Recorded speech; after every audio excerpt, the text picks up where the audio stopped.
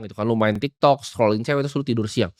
Lu tidur siang lu tuh apa? Lu bayi gitu kan. Bayi 1 tahun, 2 tahun tidur siang. Siapa yang tidur siang? Gitu.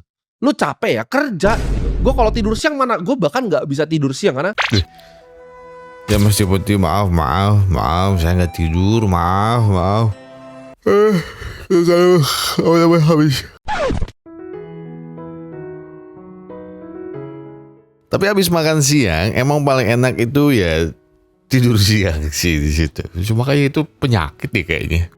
Apalagi dulu waktu zaman baru lulus kuliah. Ada kerja santai-santai, siangnya tidur sambil mimpi abisnya dapat kerja yang bagus, gaji gede, bagian orang tua. Nah, mimpi-mimpi itu semuanya terasa indah. Sampai ketika kita mulai bangun dan melihat realitanya. Dan itu persis dengan film terbaru dari Om Andi Lau yang akan saya ceritakan satu ini.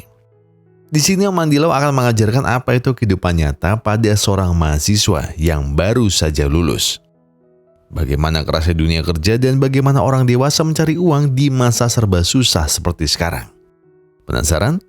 Jadi begini ceritanya.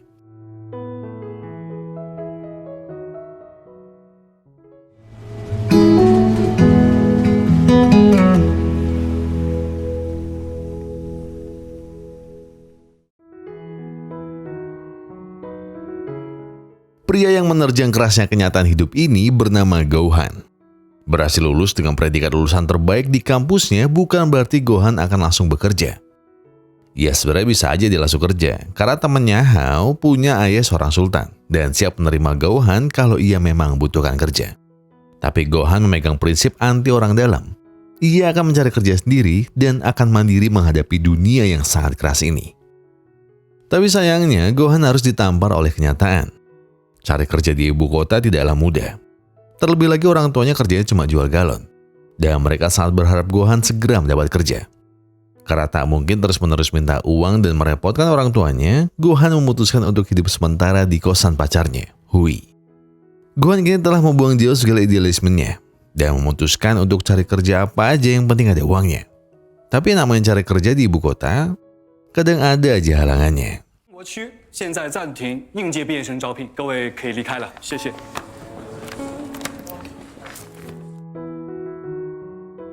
Namun yang namanya nasib, semua bisa berubah secepat kilat. Usaha Gohan akhirnya membuahkan hasil. Ia berhasil diterima kerja di perusahaan finansial bernama Bluestone. Jelas ini menjadi kabar yang paling ingin Hui dengar selama ini.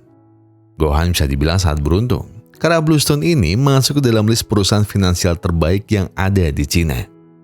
Selain bergerak di bidang pasar saham, mereka biasanya juga membantu perusahaan lain yang sedang butuhkan dana.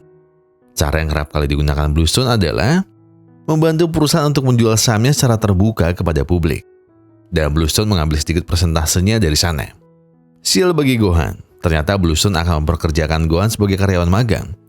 Ia dan yang lain akan dikontrak selama 6 bulan tanpa bayaran dan tanpa jaminan untuk menjadi karyawan tetap.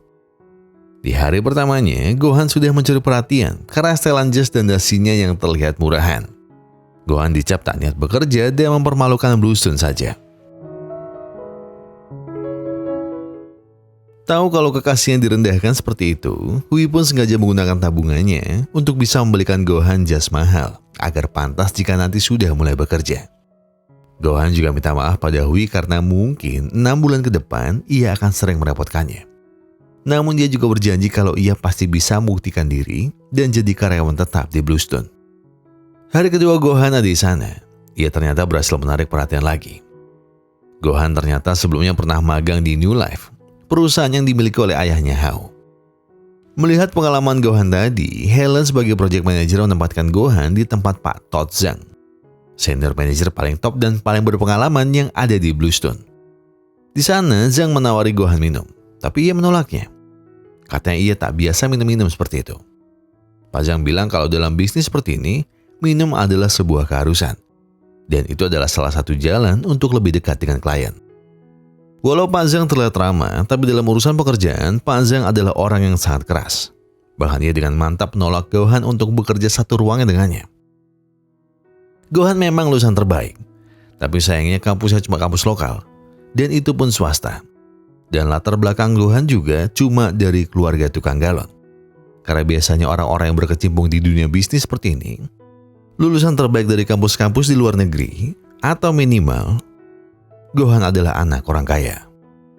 Jadi karena hal itulah, Zhang meragukan kualitasnya, karena ia merasa tak punya waktu jika harus mengajari anak magang seperti Gohan. Pak Zhang lalu meminta Helen untuk menempatkan Gohan di tempat lain. Gohan terus memohon dan memohon. Ia siap bekerja 3 kali lebih keras dibanding anak magang yang lain, karena ia sangat ingin jadi karyawan tetap di Bluestone. Sayangnya, keputusan Pak Zhang sudah bulat dan tidak bisa diganggu-gugat. 你做那么多了，来，这是唯一我能帮你做的事情。其实我也能喝点儿。滚！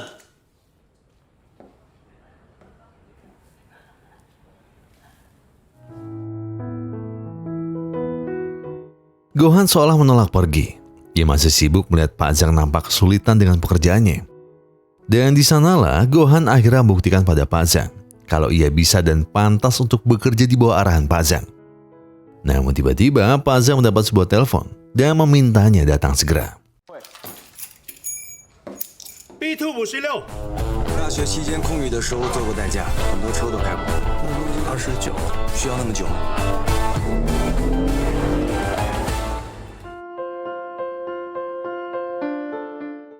Gohan ternyata diajak Pak Zhang menemui klien Bluestone yang bergerak di bidang aviasi.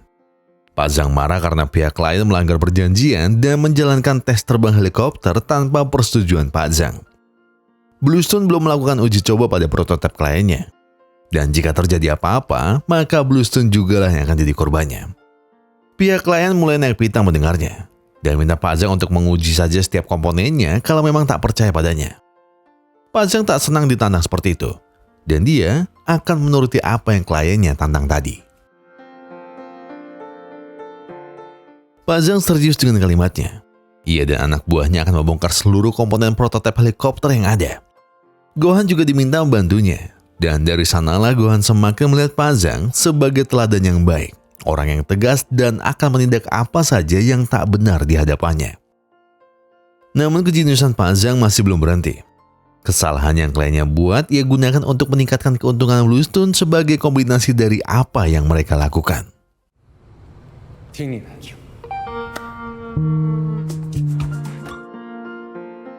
Sejak kejadian tadi, Gohan memanggil Pak Zhang dengan sebutan Shifu atas segala kejeniusannya dalam menghandle klien. Gohan juga jadi lebih bersemangat bekerja dan ingin membuktikan padanya kalau ia akan benar-benar bekerja 3 kali lebih keras dibanding anak magang yang lain. Ya namanya juga anak magang, Gohan tak hanya mengurus masalah kerjaan. Masalah kopi bahkan sarapan Pak Zhang pun Gohan selalu sigap menyiapkan.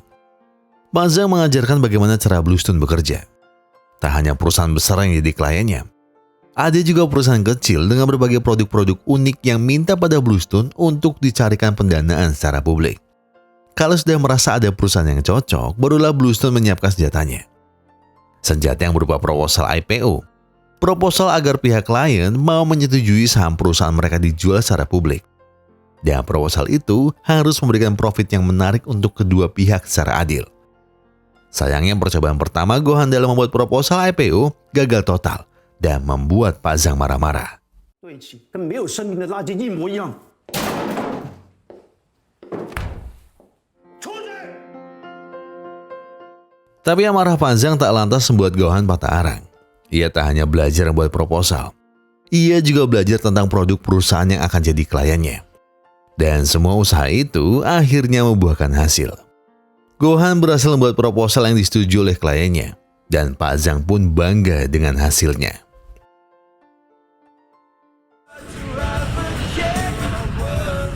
我的，没想到你学东西那么快，师傅指点的好。那么会说。 Tak hanya urusan membuat proposal, ia juga mempresentasikan proposal yang ia buat dengan sangat baik. Namun sayang, CEO dari pihak kliennya sama sekali tak menggubris presentasi dari Gohan. Dan hal itu membuat Pak Zhang sedikit kecewa. Ternyata klien mereka ingin keuntungan yang lebih besar, dan keuntungan itu tak bisa diberikan oleh Pak Zhang. Ketidaksetujuan yang pada akhirnya menggagalkan jalannya negosiasi. Pak Zhang nampak kecewa dengan apa yang baru saja terjadi dan segera naik ke rooftop kantornya. Bukan bukan seperti yang kalian pikirkan. Pak Zhang tak lantas menyerah atas hidupnya.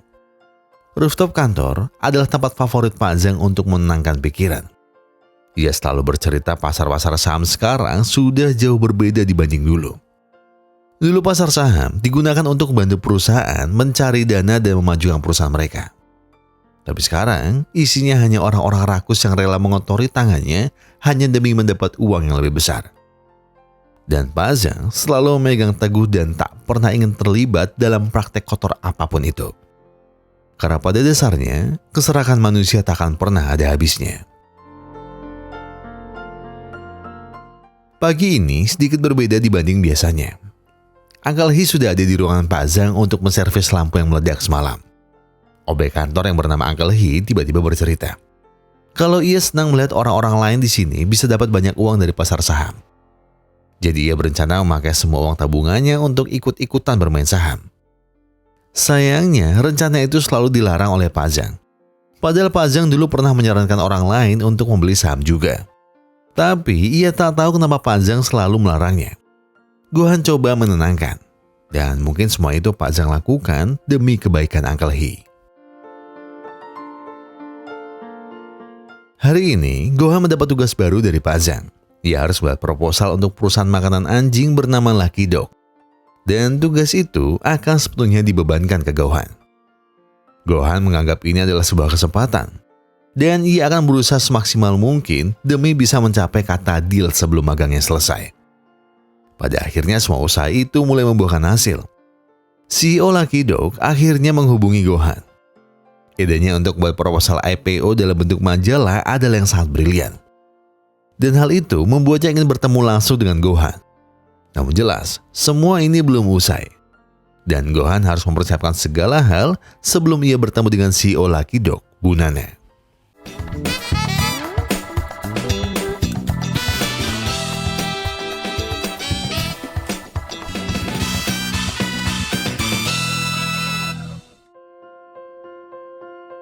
Dengan penuh semangat, Gohan dan Pak Zhang segera menemui Bunana untuk melanjutkan obrolan kemarin yang ia lakukan dengan Gohan. Karena proyek sebelumnya batal deal, Pak Zhang sangat bersemangat untuk mendapat deal dari Bunana. Sayangnya, Bunana tak tertarik dengan om-om seperti Pak Zhang. Dan ia malah lebih ingin ngobrol dengan Gohan. Terlebih lagi, Gohan terlihat sangat paham dengan anjing dan kebiasaannya sehari-hari. Tak hanya sekedar ngobrol, Bunana bahkan ingin selalu dekat dengan Gohan. Gohan mulai nampak risih. Tapi namanya juga orang lagi kerja, Gohan mencoba tetap profesional dan ingin membahas tentang proposalnya. Bunana pun mulai agresif dan ia di sini hanya untuk bermain golf. Jika ingin membahas proposal, Gohan bisa datang ke rumahnya 3 hari lagi. 这是您的帽子啊，您这边请。哎呀，太开心的见到你了！哎，我为你。 Iya, kalau ini sepertinya Gohan lebih ke dijebak. Bunana benar-benar menyiapkan segalanya hanya untuk bertemu dengan Gohan. Dan cantik, wangi, dan menggoda. Tapi walau begitu, Gohan tetaplah Gohan. Dialah pria setia dan tak terhasut oleh pesona wanita matang seperti Bunana. Bunana jelas tak senang ditolak seperti ini. Ia merasa direndahkan oleh Gohan. Bunana lalu mengancam kalau ia takkan mau menandatangani proposalnya. Dan jika Gohan tetap ingin mencapai kata deal, maka pilihannya makan aku atau makan makanan anjing. 要不就吃了我。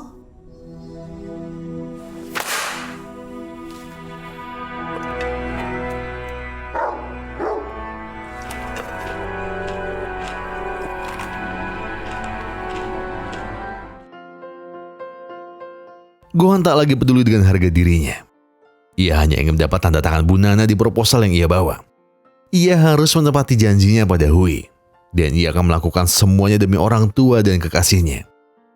Namun setelah Gohan menuruti kata Bunana, Bunana lagi-lagi hanya beri janji. Dan baru mau tanda tangan besok di kantornya. Gohan kini datang ke kantor Lucky Dog bersama Pak Zhang. Mereka ingin menagih janji Bunana soal tanda tangan proposalnya. Namun firasat buruk perlahan mulai menyelimuti. Bunana tak kunjung datang. Alasannya masih meeting dengan kliennya. Dan setelah berjam-jam menunggu, Gohan pun tak tahan lalu memilih untuk mencari di mana Bu Nana berada. Semua firasat buruk itu pun akhirnya kejadian. Janji-janji palsu yang Bu Nana berikan membuat harapannya pupus begitu saja. Namun Gohan tak lantas menyerah. Ia datang ke rumah Bu Nana sekali lagi. Ia ingin Bu Nana menepati semua janjinya padanya. Tapi sayang, Gohan tetap saja tak bisa mendapat tanda tangan. Dan yang ia dapat justru sebuah pelajaran. Pelajaran yang juga pada akhirnya disampaikan oleh Pak Zhang. Kalau perjanjian verbal harus dilanjutkan ke hitam di atas putih. Dan dalam dunia bisnis, Gohan tak bisa asal percaya pada siapa saja.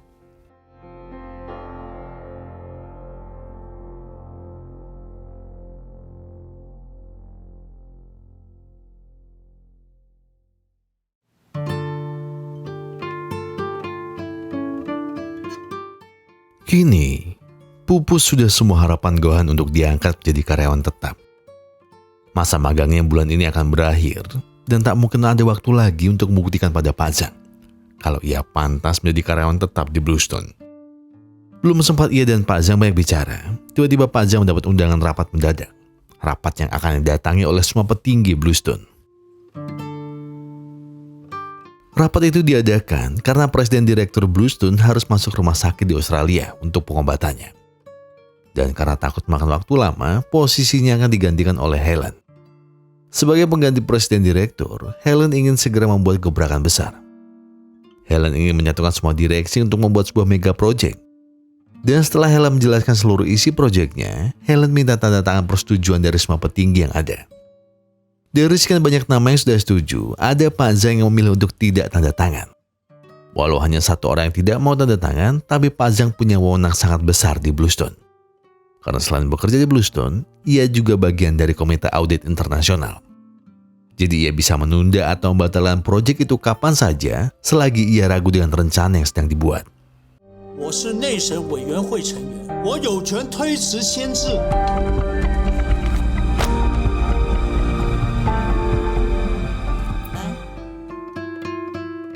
Tahu kalau Pak Zhang tak akan bisa diajak kompromi, Helen pun memilih untuk mendekati Gohan. Helen tahu semua latar belakang Gohan hanya anak tukang galon. Dan selama ini hanya menumpang di kosan pacarnya. Helen memberi penawaran besar yang bisa mengubah hidup Gohan. Tawaran yang mungkin hanya akan datang sekali saja di hidupnya. Promosi menjadi karyawan tetap, bonus besar, dan tempat tinggal mewah. Tawaran menarik ini bisa Gohan dapatkan jika ia bisa membantu Helen untuk mendapat tanda tangan Pak Zhang di proposal tadi. Gohan pun mulai goyah iman. Dia coba membujuk Pak Zhang lebih dulu. Dia meyakinkan kalau proyek ini benar-benar nyata tanpa ada yang perlu dicurigai. Tapi dari ratusan proyek yang sudah Pak Zhang tangani, proyek Helen adalah proyek yang mencurigakan. Pak Zhang juga ingin diam-diam melakukan audit. Dan orang yang ditugaskan dalam audit ini adalah Gohan.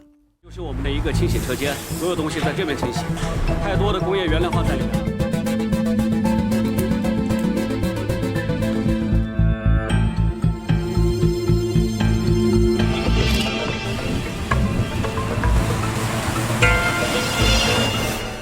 我早知道有大问题，看到。要没问题的， Gohan melakukan semua tugas dengan baik. Dan langkah terakhirnya adalah meminta tanda tangan dari Pak Zhang. Dan tanpa Gohan sadari, Pak Zhang sudah menyarankan pada kantor pusat Bluestone di Eropa untuk mengangkat Gohan menjadi karyawan tetap. Gohan seketika tercekat. Ia sudah terlanjur setuju dengan apa yang Helen minta. Dan ia tak bisa lagi menarik omongannya. 拉回来。哦。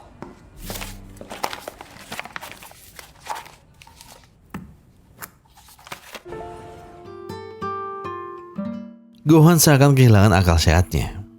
Ia yang sebelumnya tak pernah minum-minum, kini ia terpaksa minum demi menenangkan pikirannya. Ia tahu apa yang telah ia lakukan sudah salah. Dan lebih menyakitkannya, saat diberi janji oleh Helen, Gohan menerapkan ilmu Pak Zhang yang mengajarkan setiap kesepakatan harus ada bukti hitam di atas putih. Walau penyesalan sudah datang menyerang, tapi di sisi lain, Gohan juga tak bisa lagi menarik langkahnya ke belakang. mimpi besarnya, dan janjinya pada Hui untuk menjadi karyawan tetap di Bluestone. Tanda tangan Pak Zhang tadi jadi tanda kalau mega project Helen bisa dilanjutkan. Namun di tengah-tengah proses negosiasi antara Helen dan kliennya, tiba-tiba Gohan menghentikan. Ia menunjukkan bukti audit yang sudah ia lakukan kemarin. Helen tentu kaget.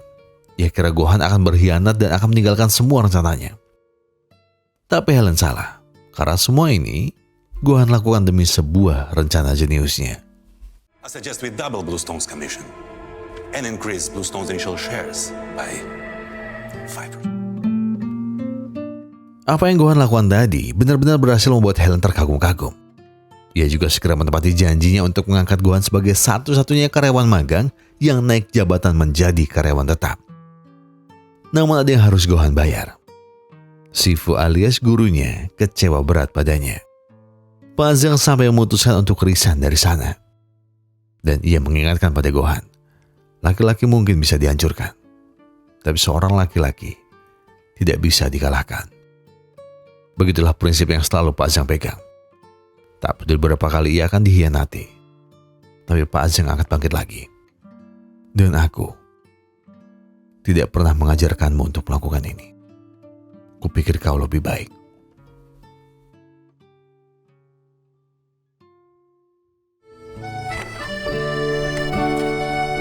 Jinji, 我去里面看看。好大呀！喜欢吗？超级喜欢。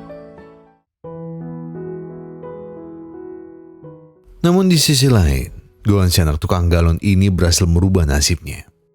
Setelah naik jabatan dan segala janji Helen ditepati, sekarang uang sudah tidak jadi masalah bagi Gohan.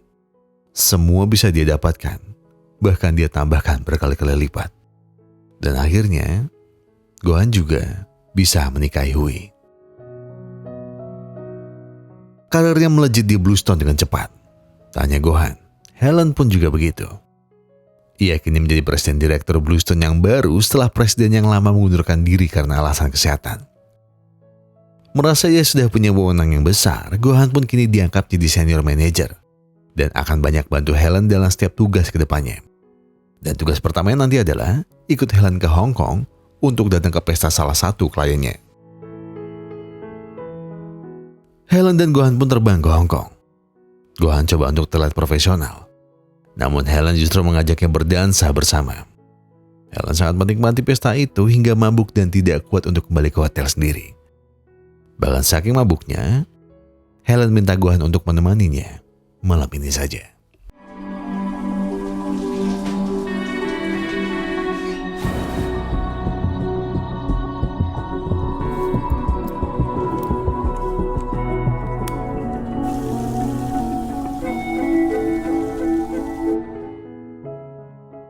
Setelah kembali ke Cina, kini Helen punya proyek besar yang lain.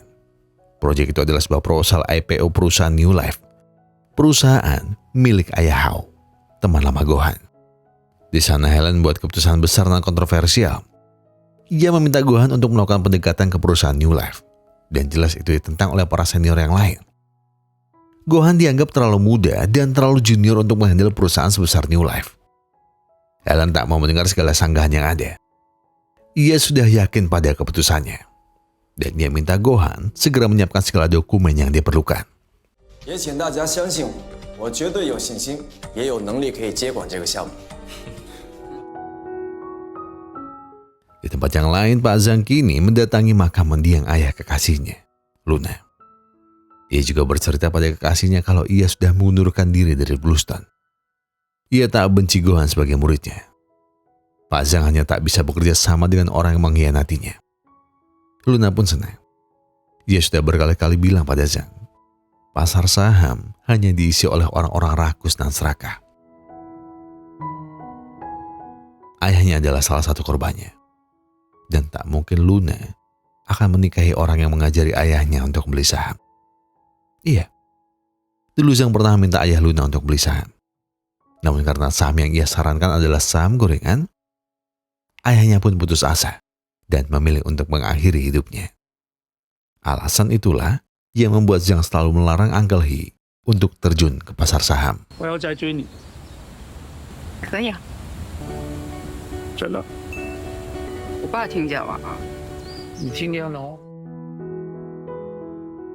Setelah dirinya keluar dari Bluestone, Pak Zhang memulai bisnisnya sendiri. Ia tak lagi bergerak di bidang saham. Dengan segudang pengalamannya, ia membuka jasa financial advisor, baik untuk pribadi maupun perusahaan. Zhang lalu diundang untuk bertemu kawan lamanya di Bluestone Pusat, karena ada medali penghargaan yang harusnya jadi milik Zhang. Jadi Zhang pun diminta untuk segera menemuinya. Kembali pada Gohan, ia kini telah selesai menyiapkan semua dokumen untuk proposal IPO perusahaan New Life. Hidup Gohan setelah naik jabatan memang tak lagi sama. Ia kerap pulang malam dan itu membuat Hui mulai merasa kesepian. Tak sampai itu saja. Hui juga kecewa karena ia telah menyiapkan surprise untuk Gohan. Tapi semuanya gagal. Selain karena Gohan terlalu sibuk bekerja, ia juga lupa hari-hari penting mereka berdua. 我的生日在月初，今天是你的生日。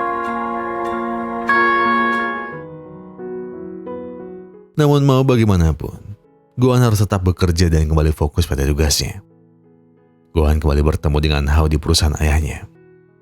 Mereka akhirnya kembali bertemu setelah sekian lama terpisah. Tanpa basa-basi, Pak Chris sebagai CEO New Life segera mengajak dan menjelaskan lini bisnis baru yang sedang dibuatnya. Pak Chris ingin membuat energi terbarukan melalui hidrogen sebagai sumber tenaga listrik baru. Namun inovasi yang Pak Chris inginkan membutuhkan uang yang sangat besar. Penjualan saham secara publik saja mungkin tak cukup untuk memenuhinya. Dan di sanalah alasan kenapa Pak Chris membutuhkan Bluestone. Dan ia ingin proposal yang kuat dan menguntungkan satu sama lain untuk proyek ini. Gohan menyampaikan semua kondisinya pada Helen. Dan Helen punya satu solusi yang dinamakan Bet on Agreement. Persetujuannya akan membuat New Life mendapat investasi besar dari Bluestone. Namun syaratnya, New Life harus bisa menjanjikan keuntungan besar dan harga saham mereka harus bisa meroket. Jika New Life tak bisa memenuhinya dan harga saham New Life merosot sampai ke bawah $10 Hong Kong, maka New Life harus menyerahkan mayoritas sahamnya pada Bluestone. Menurut Gohan, solusi itu sangatlah masuk akal. Terlebih lagi potensi perusahaan New Life sangatlah besar.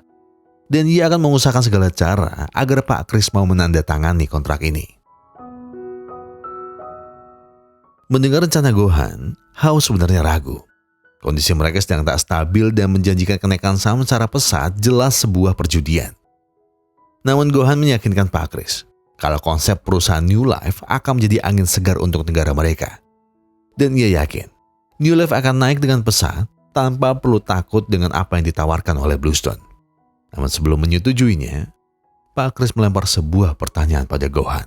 你是卓能董事长，你会签吗？会。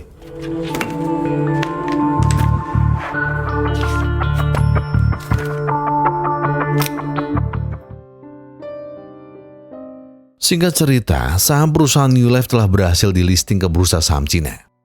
Dan disinilah petaka dimulai. Asisten Helen segera bertemu dengan supplier dari New Life. Mereka segera membuat kerjasama untuk menghentikan suplai barang-barang mereka pada New Life. Keuntungan besar yang Bluestone dapat nantinya akan dibagi dua dengan mereka. Dan semua cara itu adalah sebuah usaha untuk mengaktifkan klausul Bet on Agreement yang telah Helen rencanakan. Semua rencana itu dilakukan tanpa sepengetahuan dari Gohan. Sementara itu kabar New Life yang dijual secara publik berhasil membuat masyarakat heboh dan mulai berharap besar dengan terobosan teknologinya. Kabar itu juga didengar oleh Uncle He yang sedang membutuhkan uang untuk pengobatan istrinya. Dan tanpa pikir panjang, Gohan menyarankan Uncle He untuk membelinya selagi harganya masih tergolong murah. Di waktu yang bersamaan, Pak Zhang rela jauh-jauh ke Swiss untuk mengambil medalinya. Di sana ia membahas saham New Life yang baru saja dilisting di bursa saham.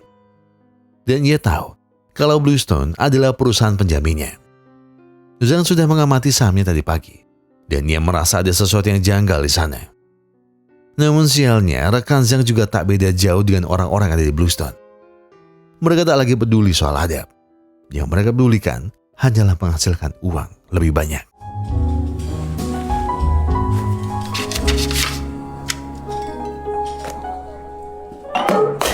Hi, Todd. Long time no see. Favor changes.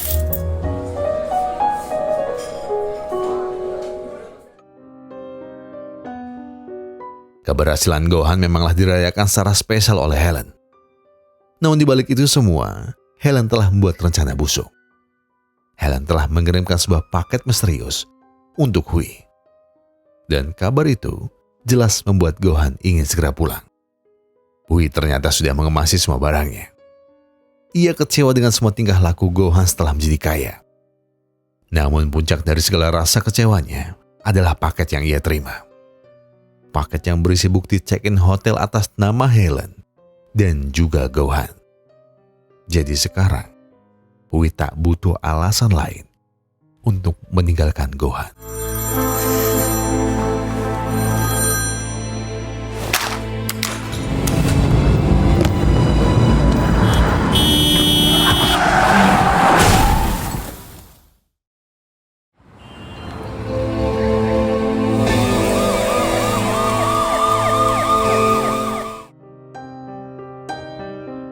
Bluestone semakin merajalela. Suplai barang pada New Life resmi dihentikan dan membuat kondisi perusahaan mereka semakin berat. Harga saham mereka terus-terusan menurun dari hari ke hari. Masyarakat juga mulai panik mendengar beritanya. Namun Helen belum selesai. Ia segera membuat sahamnya terjun hingga di bawah $10 Hong Kong besok. Helen ingin segera mengaktifkan klausul bet on agreement yang telah ia buat. Untuk perusahaan sekelas Bluestone, membuat keinginan Helen terwujud jelas sebuah langkah yang mudah. Dan saat target harga berhasil tercapai, Helen segera datang ke perusahaan New Life dan memberitahukan kalau klausul mereka sudah aktif. Jadi mau tak mau, New Life harus memberikan mayoritas sahamnya pada mereka sebagai pertanggungjawaban dari apa yang sudah mereka sama-sama janjikan.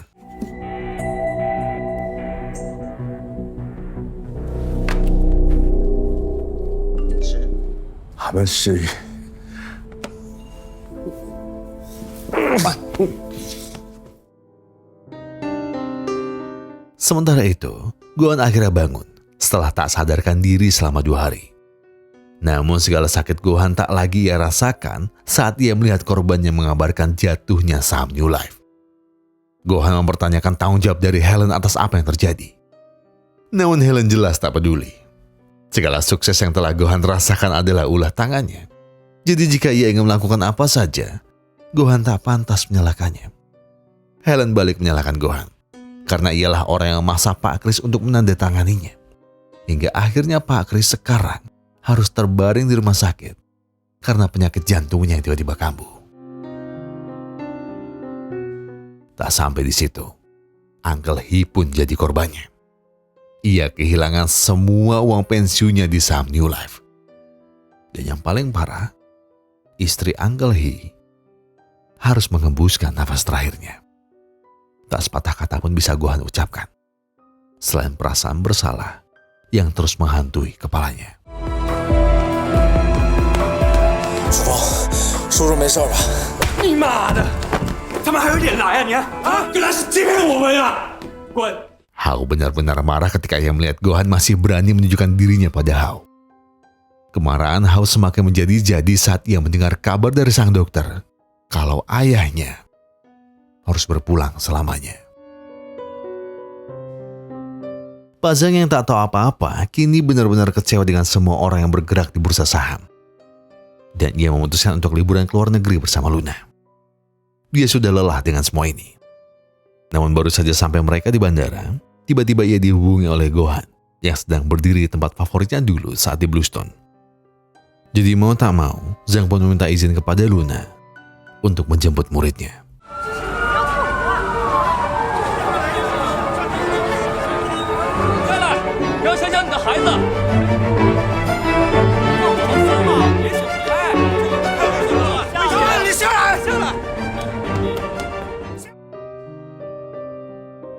Gohan benar-benar sudah putus asa. Ia merasa telah kehilangan segalanya. Dan satu-satunya yang terlintas di pikirannya saat ini hanyalah melompat dan mengakhiri hidup.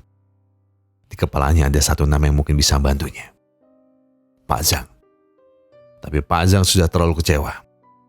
Sekalipun ia bersedia membantu, peluang keberhasilannya tidak sampai 1%. Dan jika gagal, reputasi Gohan di dunia finansial akan hancur tak tersisa.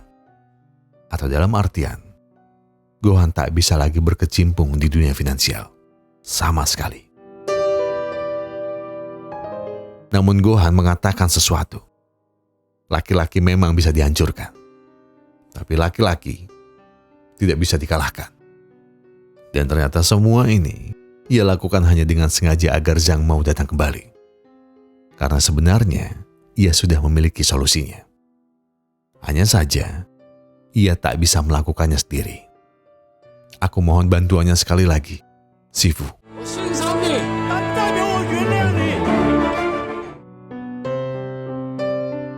Hal pertama yang harus Gohan lakukan adalah minta maaf pada Hao, sekaligus memberikan penghormatan terakhir untuk Pak Kris.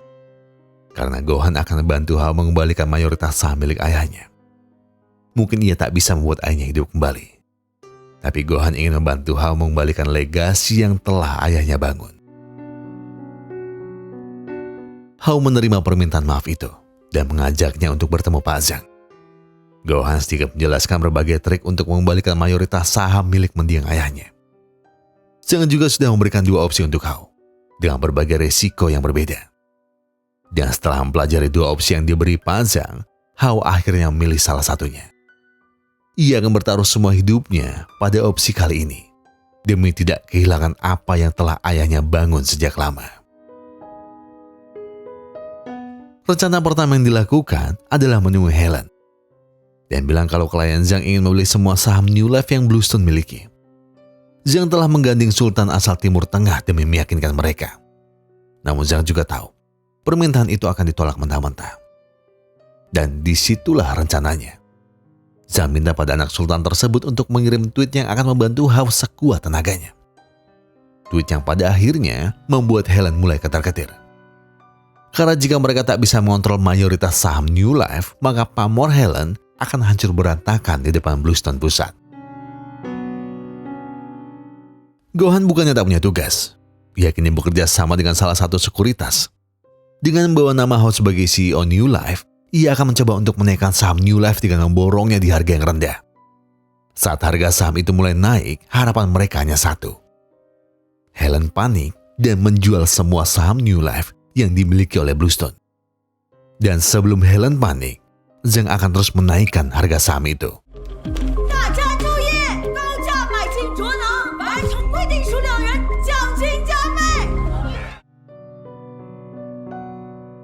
Helen dan Bluestone mulai panik dan mereka ikut menaikkan harga saham New Life hingga 700% lebih.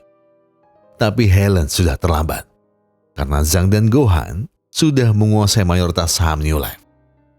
Dan di sanalah Hao sebagai CEO New Life memutuskan untuk menghentikan perdagangan saham dengan alasan perombakan manajemen. Kabar yang jelas menghancurkan Helen dan Bluestone yang membeli semua sahamnya di harga yang tinggi tanpa bisa menjualnya lagi. Setelah semua mayoritas saham jadi miliknya dan Hao punya hak penuh atas perusahaan milik ayahnya, Hao pun mengumpulkan seluruh petinggi perusahaan New Life.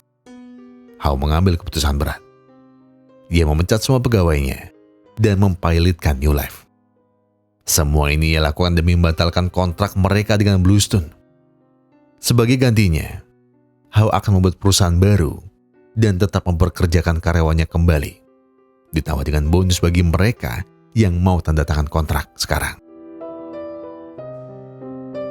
Rencana berikutnya adalah membuka kembali perdagangan saham di hari Senin. Dan saat pasar saham dibuka, Gohan dan Zhang akan menjual semua saham miliknya dan menghancurkan saham New Life sesegera mungkin. Sekaligus menghancurkan Helen dengan segala keserakahannya.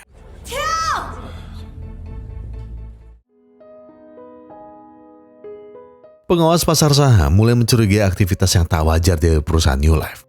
Dan kecurigaan itu terbukti kalau aktivitas mereka memang ilegal. Dan akibatnya, baik Hao maupun Gohan harus menerima hukuman dari otoritas pasar. Namun bagi Hao, itu bukan masalah besar. Bahkan jika harus kehilangan warisan sang ayah sekalipun, ia rela. Asalkan legasi itu tidak jatuh ke tangan orang-orang serakah seperti Helen dan para petinggi Bluestone yang lain.